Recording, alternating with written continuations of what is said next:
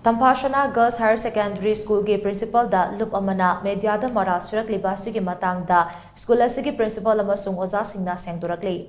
Hiram asiga mari lainana press thadorakpa Cheral Manahai Directorate of Education S na pirakpa instruction matungina school asigi admission committee ama siamduna lanjenaduna lairiba mahairui singi setara manga khaktuna thamki.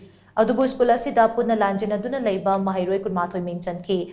Reserve Tauriba seat sing asidagi hena mingchan kibadu mahairui singi merit da unreserved list da changlakibane. Makoigi damak admission fee, school uniform amade lairik na chingba lemna fanghale. Laibak thibadi pumnamak asigi ona dainabada school asigi principal da Maral shirakpa asini. Admission committee na leb kiba warep sing da school asigi principal na Hiram Amata da kuthingjan kiba laite. Nakalamarom da miyamna yadaba reactionary group amada senkai thumkai gi mating pangki haina principal asigi mathakta Sirakhibadu Maral se yompham yaudabane school asigi principal amasung Ojah Singna Lup Amana senkai thumkhaiga mari lainana mating pangkiba laite maram aduna lubna thamlagliba thingba si handokpiu haina zero lasena makha tarakle.